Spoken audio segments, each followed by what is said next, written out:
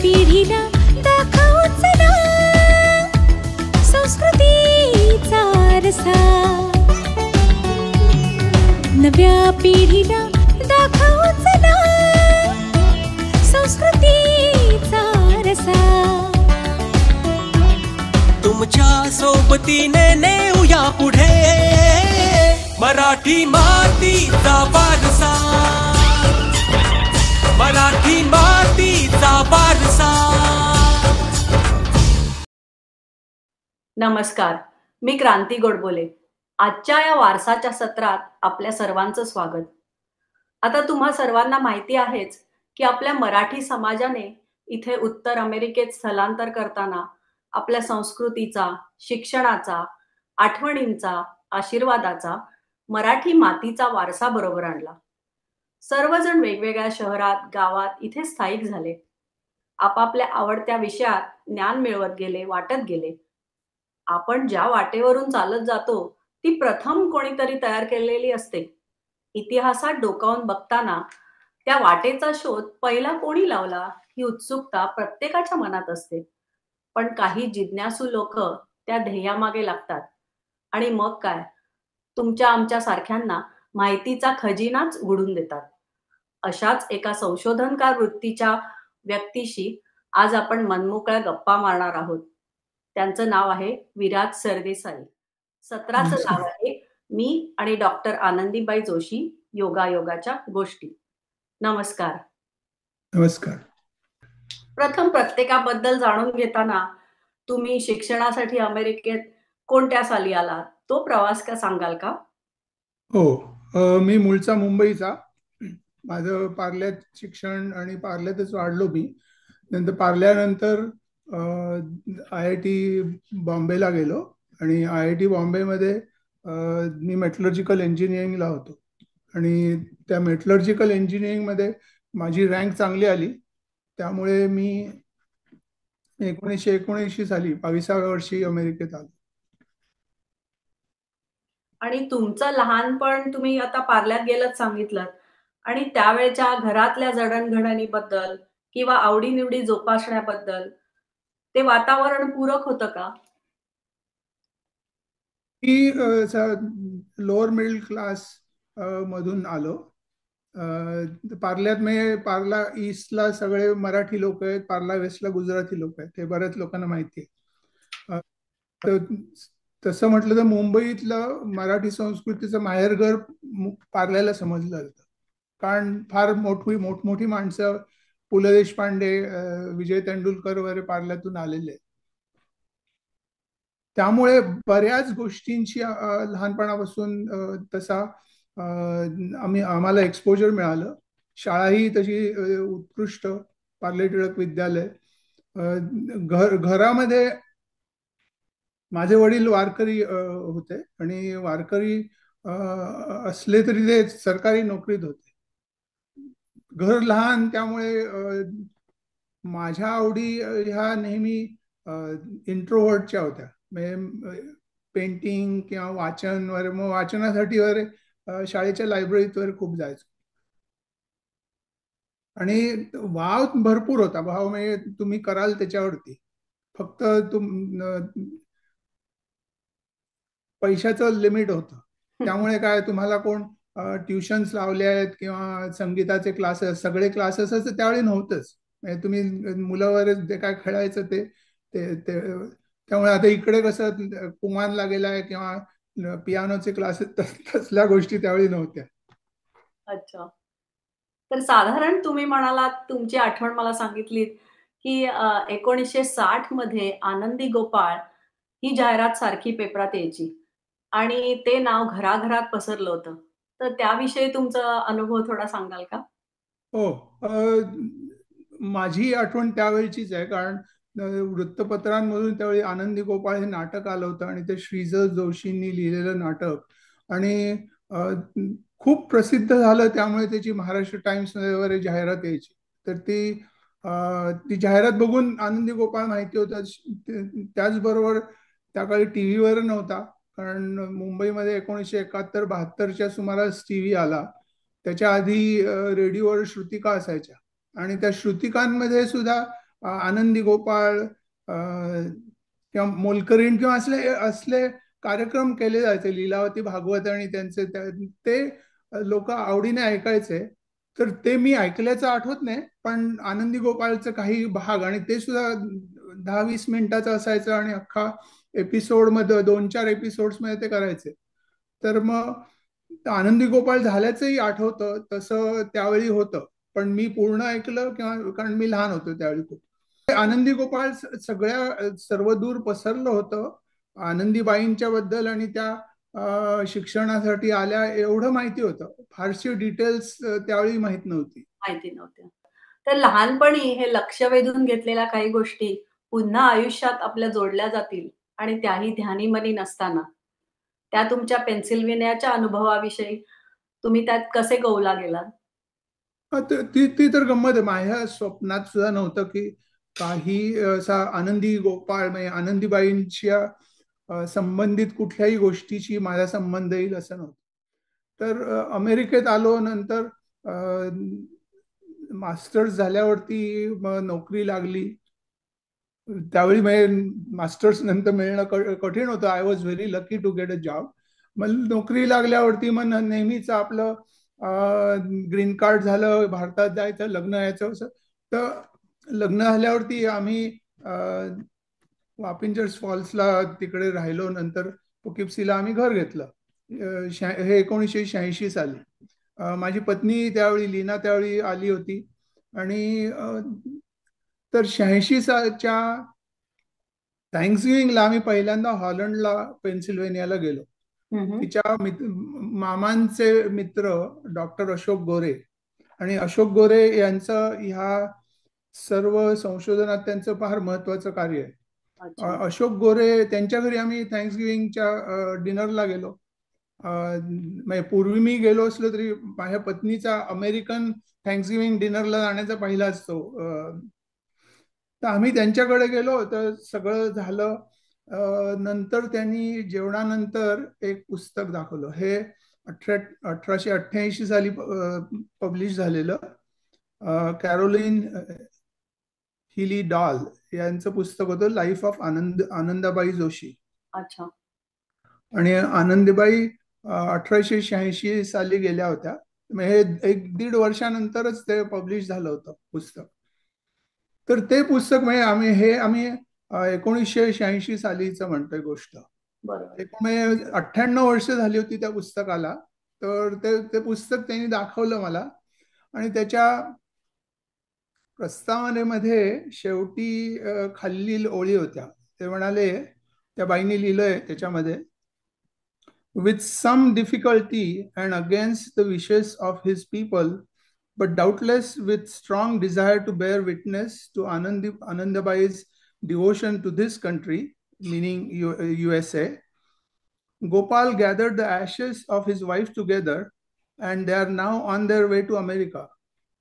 The box which contains them will be buried in the Amy lot in the cemetery at Poughkeepsie, where a suitable stone will tell the short story of Anandabai's life.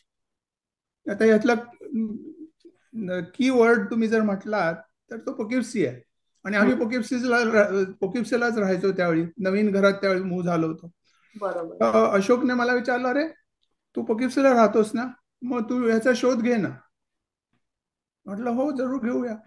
आणि मग नंतर आम्ही परत आलो. पण नंतर नेहमी संसाराची चक्र चालू झाली. नोकरी आहे, मुलं बाळ वगैरे. म्हणजे त्यावेळी पहिला मुलगा झाला, मग ह्या सगळ्या ह्याच्यात गुंतलो, पुन्हा त्याच्यात गुंतलो. त्यामुळे तेवढा वेळ झाला नाही. आणि वाटतं तेवढं हे सरळही नव्हतं.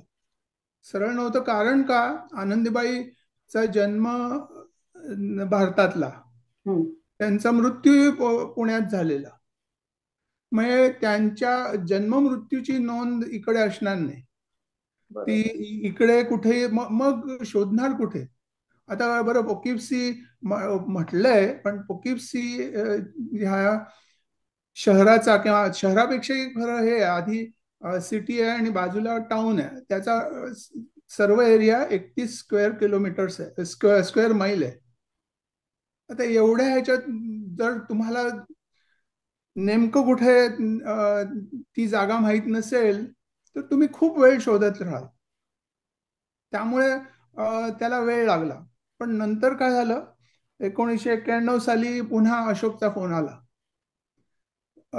त्याच्या नात्यातल्या अंजली कीर्तने त्या आनंदीबाईंवर रिसर्च करत होत्या आणि त्या अमेरिकेत आलेल्या आहेत. अरे तू शोधून काढशील का म्हणून पुन्हा त्याचा फोन आला. अशोकची आणखी दोन गोष्टी होत्या. अशोक, मी पर्डूला मास्टर्स केलं आणि त्याने पर्डूला PhD केलं होतं. तो मला खूप सिनियर, पण अच्छा. त्यामुळे ते एक रिलेशनशिप होतं आणि तो लीनाच्या मामांचा अतिशय चांगला मित्र. त्यामुळे दुसरं ते रिलेशनशिप होतं. आणि अशोक अतिशय जोवियल आणि सगळ्यांशी मिळून मिसळून वागणार. कुठल्याही पार्टीत गेला तर प्रत्येकाशी जाऊन मुद्दाम आठवण काढून प्रत्येकाशी बोलणारा. किती म्हणजे किती वर्षांनी भेटलात तरी तो तुम्हाला पुन्हा येऊन त्यांच्याशी असा इतका अशोक चांगला. अशोकचा फोन आला, रे तू शोधून काढलं का? म्हटलं काढतो काढतो. आणि तो काढतो म्हणाला की या अंजली महिन्याभरातच लवकर परत जायच्या आहेत, त्यामुळे शोधून काढायलाच पाहिजे. तर मी म्हटलं काय करावं, कारण या बाई आनंदीबाई इकडे जन्मलेले नाहीत, पण पोकिप्सीचं नाव होतं. बरोबर. म्हणून बघूया म्हणून मी पोकिप्सीच्या जन्म मृत्यू नोंदणी कार्यालयाला फोन केला. त्याच्यात माहिती काय मिळाली, त्यांना म्हटलं की माझा असा प्रॉब्लेम आहे की मी एका बाईंच्या हा तुम्ही म्हणता की नाही ग्रेव ची माहिती शोधायला बघतोय. बरोबर. त्या हे 1991 सालचं, म्हणजे त्या 104 वर्षापूर्वी गेल्या आणि त्यांच्या ऍशेस साधारण 103 वर्षापूर्वी इकडे बेरी केलेल्या आहेत. बापरे.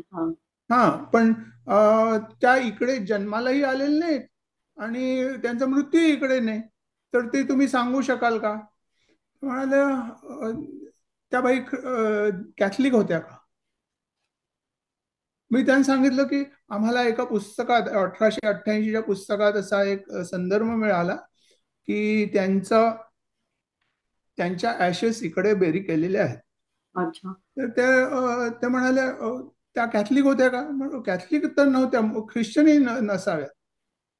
तर त्या म्हणाले कॅथलिक नाही, म्हणजे त्यावेळी 1888 साली 87-88 साली 6 सेमेटरीज होत्या.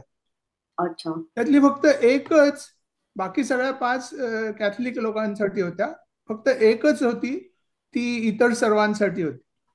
मग तिच्या ऍशेस तुम्हाला पोकिप्सी रुरल सेमेटरीतच सापडणार. तुम्ही पोकिप्सी बद्दल बोलत असतानाच आपण एक त्यांचा जुना फोटो प्रेक्षकांना दाखवूया.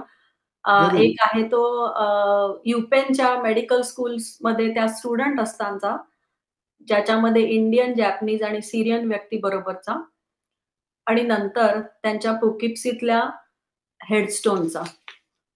सो आता तुम्ही त्या शोधाच्या मागे लागलात आणि तो पूर्णत्वास कसा गेला हे तुम्ही आता पुन्हा कंटिन्यू करा. तुम्हाला त्यात काय अडचणी आल्या आणि त्याच्यात कामात कोणाकोणाची मदत झाली? तर मी पोकिप्सी टाउनच्या यांना फोन केला. त्यांनी सांगितलं की ते फक्त पोकिप्सी रुरल सेमेटरीतच असणार. अरे म्हटलं चांगलं झालं. मग पोकिप्सी रुरल सेमेटरीला फोन केला. आता पोकिप्सी रुरल सेमेटरीची एक गोष्ट सांगतो. मी पोकिप्सीला राहायचो, पण कामासाठी मी फिशकिलला जायचो आणि दररोज त्याच्या आधीची 5 वर्ष त्या सेमेटरीच्या बाजूनेच जायचो. त्यामुळे ती कुठे ती माहिती होतं मला. आणि ही चांगलीच मोठी 106 एकर एवढी मोठी सेमेटरी आहे. त्यामुळे तुम्ही रूट 9 हा अख्ख्या नॉर्थ ईस्ट मधला मोठा पॉप्युलर रोड, मॅनहॅटन मधला जो ब्रॉडवे तोच पुढे रूट 9 होत अल्बनी पर्यंत जातो. अच्छा. तर मग पोकिप्सीतूनही जातो आणि ही सेमेटरी त्याच्या बाजूलाच आहे. आणि मी 5-6 वर्ष त्याच रोडवरून रोज कामाला जायचो, त्यामुळे कुठे ती माहिती होती. त्यांना फोन केला, तर म्हटलं असं असं आनंदबाई जोशींचा, आनंदीबाई म्हटलं कारण आपल्याला आनंदीबाई माहिती. तर त्या आनंदबाई जोशी 1888 साल का त्या त्या बाईने त्यांच्या रेकॉर्डमध्ये पाहिलं, म्हणे आहे, इकडे आहे, इकडे आहे म्हटल्यावरती मग मी अशोकला फोन केला आणि सांगितलं, अरे अशोक सापडलेलं आहे ते क्यूसी रुरल सेमेटरीमध्ये, त्यांचं ग्रेव्ह आहे. मग ते म्हणाले आम्ही ह्या विकेंडलाच येतो. कारण त्या अंजली कीर्तनेना 1-2 आठवड्यात नंतर त्या परत भारतात जाणार होत्या. मग ते सप्टेंबरच्या अखेरीस ते आमच्याकडे आले. म्हटल्यावरती आमच्यापासून फक्त 4-5 मैल, घरापासून 4-5 मैलावरच होतं. सो आम्ही तिकडे ड्राईव्ह करत गेलो आणि त्यांना विचारलं की आम्ही हे आनंदीबाईंचं ग्रेव पाहायला आलेलो आहे. तर त्या बाईंनी मॅप काढून दाखवला आणि तो लॉट A216 की काहीतरी त्यांच्या अनेक डिव्हिजन पैकी A डिव्हिजन मध्ये तो त्यांचं ग्रेव्हस्टोन आहे आणि तो ग्रेव्हस्टोन त्याचा मॅपही दिलेला होता. मी इंजिनियर असल्यामुळे मला मॅपवर वाचणं किंवा ते अगदी चांगलं माहिती होतं आणि तसंच रिलेटिव्हली सोपं आहे ते. म्हणून मी गेलो तर मला कसं जायचं ते कळल्यावरती मला लगेच ते दिसलं, अगदी सोपं आहे तसं. पाहिलं तर त्याच्यावरची जरा अक्षर धुसर झाली होती, कारण 100 वर्ष झाली होती त्याला. आम्ही पाहिलं, निघायच्या आधी अंजली कीर्तनेंनी आमच्या घराच्या दारातच गुलाबाचं झाड पाहिलं होतं. त्यांना त्यावेळी लगेच आनंदीबाईंना गुलाबाची फुलं खूप आवडायची, त्याची आठवण झाली. म्हणून त्यांनी ती गुलाबाची फुलं घेतली होती, ती त्या समाधीवरती वाहिली. मग आम्ही तिकडे फोटो काढले, व्हिडिओ सुद्धा काढला होता. त्यावेळी खूप आनंद झाला, कारण 100 वर्षानंतर कुठलं तरी आपण ह्या परक्या देशात येऊन त्यांचं स्थान शोधून काढलं होतं. बरोबर. आणि मग आम्ही परत आलो. दुसरी गोष्ट तर अक्षर धुसर होती, तर काय करायचं त्याच्यावरती. तर मग अशोकनी त्या कार्पेंटर फॅमिलीचं त्यांच्या एका नातेवाईकांना कॉन्टॅक्ट केला. ते अजूनही इकडे पद्धत अशी असते की सेमेटरीला कोणी प्लॉट घेतला की त्याचं मेंटेनन्स पुन्हा ते कायम ठेवतात त्या जागेचा. पण त्याच्यासाठी कोण तुमचा कॉन्टॅक्ट असतो त्याला तुम्ही पुन्हा संपर्क साधला. तर मग त्या कार्पेंटर फॅमिलीच्याशी आम्ही संपर्क साधला आणि अशोकने त्यांची परवानगी घेतली. तर आम्हाला त्या ग्रेव्हस्टोन वरती लिहिलं होतं काय, doctor Anandibai Joshi 1865 to 1887, first Brahmin woman to come to America to obtain an education. आम्हाला त्याचं असं एक सजेशन होतं की आपण हे बदलून हिंदू वुमन करूया. तर त्यांनी त्या नातेवाईकांनी सांगितलं नाही नाही, जसं आहे तसंच ठेवायचं. तर आम्ही म्हटलं ते पुढचं जरा आता धुसर झालंय. ते म्हणे इकडे ते हेडस्टोन बनवणाऱ्या कंपन्या असतात, त्यांना विचारलं. ते म्हणाले की आम्ही मागच्या साईडला तसंच कार्व करू शकतो, same font, same letter size, same everything, we will do that. आणि त्याच्यासाठी नंतर तो हेडस्टोन आहे तो त्याला एचिंग वगैरे केमिकल ह्यांनी क्लीन करून अगदी नव्यासारखा दिसेल असं करू. मग त्याच्यासाठी मराठी विश्व आणि इकडच्या काही लोकांनी फंड रेझिंग केलं आणि मग ते ऑर्डर केलं. आणि मग काही महिन्यानंतर तो स्टोन, आधी होता तो उलटा फिरवून लावला, आता नवीन लेटरिंग त्याच्यावरती आलेलं आहे. त्यामुळे अजून 100 वर्ष तरी तो नीट राहील. 2001 मध्ये प्रकाशन झालेलं डॉक्टर अंजली कीर्तने यांनी लिहिलेल्या पुस्तकाचा एक लघुपटाची रोजनिशी आणि दुसरं आहे ते फोटो आहे त्यांचा महाराष्ट्र शासनाचं पारितोषिक स्वीकारताना. आता आज ते दोघंही आपल्यात हयात नाहीत, पण काही वेळेला आपण लहानपणी बघितलेल्या ह्या तुम्ही म्हणलात की आनंदीबाई सतत कानावर पडत होतं, तर ह्या योगायोगाच्या गोष्टी तुमच्या हातून घडायच्या होत्या, तर त्याबद्दल तुम्हाला काय, म्हणजे हे काय आपण ठरवून करत नाही, तर त्याबद्दल तुमचे काय विचार? कदाचित माझा ह्याच्यात काही कार्यभार माझ्याकडून होणार असेल म्हणून मी मोजक्या जागी मोजक्या वेळेला आलो. हम्म. आणि आणि त्या आणि दुसरी गोष्ट म्हणजे काय, अंजली ह्या ज्यावेळी रिसर्च करत होता त्यावेळी त्यांनी कल्याणचा वाडा शोधून काढला होता त्यांचा. अच्छा. म्हणजे ज्या ज्या वाड्यात आनंदीबाई राहिल्या होत्या, आणि आय थिंक PhD साठी सुद्धा त्यांचा त्यावेळी रिसर्च चालू होता. हम्म. आणि त्या ज्या कॉलेजला गेल्या त्या कॉलेजची बिल्डिंगही शोधून काढली गेली. पण हे त्यांचा हेडस्टोन म्हणजे समाधीचं स्थळ शोधून काढणं हे सर्वात त्यातलं महत्वाचं शोध निघाला यातला. आणि बर. त्याच्यावरती यांनी मग दिलीप प्रभावळकर आणि यांच्यावरती ती एक शॉर्ट फिल्म बनवली, आणि त्याच्यावरती त्यांनी ज्या नोट्स ठेवल्या त्याच्यावरतीच मग एका लघुपटाची रोजनिशी असं त्यांनी पुस्तक लिहिलं. त्या शॉर्ट फिल्मला महाराष्ट्र शासनाचं त्यावेळी 1992-93चं सर्वोत्कृष्ट प्राइज मिळालं, आणि त्याचाच फोटो तुम्ही आता दाखवला. हम्म. तर आपल्या आता हातून काही वेळा नकळतपणे सेवा होते ती अशी. बरोबर. तर आपल्या संस्कृतीचा हा ठेवा आता आपल्या पुढच्या पिढीलाही त्याची माहिती कायम त्याचा लाभ होईल असं मला वाटतं. आणि तुमचे अजून बाकीचे इंटरेस्ट म्हणा किंवा ऐतिहासिक ह्याच्यात किंवा अध्यात्मात त्याच्याबद्दल पण तुम्ही काहीतरी आमच्या श्रोत्यांना सांगा. तर तुम्ही आता ह्या सत्राचं नाव वारसा आहे, तर आपण प्रत्येक मराठी मंडळ म्हटलं की त्याच्या मंडळाच्या इकडे नेहमी ज्ञानेश्वर तुकाराम वगैरे म्हणतो. तर आपला खरा वारसा जर पाहिला तर ज्ञानेश्वर माऊली किंवा तुकोबांचे अभंग, त्यांचे हे जे ते ज्ञान आहे हे खरा आपला वारसा आहे, आणि तो आपला वारसा आपण जतन केला पाहिजे. इतकंच नाही तर आता पुढची पिढी घ्या, पुढच्या पिढीतल्या मराठी किती मुलांना चांगलं मराठी येतं, किती मुलांना ज्ञानेश्वरी वाचण्या एवढं मराठी येतं किंवा तुकाराम महाराजांचं मूळ अभंग कळण्या एवढं मराठी येतं. ते नाही, मग पुढच्या पिढीपर्यंत हे ज्ञान कसं जायचं. बरोबर. त्याच्यासाठी माझे काही प्रयत्न चालू आहेत भाषांतर करण्याचे, आणि ते लवकरच 1-2 वर्षात त्याच्यावरती काही पुस्तकं पब्लिश व्हावीत अशी इच्छा आहे. तुम्ही म्हणालात 1-2 वर्षात ते काम होईल आणि आपल्या सगळ्यांनाच ते बघायला मिळेल असं तुम्हाला वाटतंय?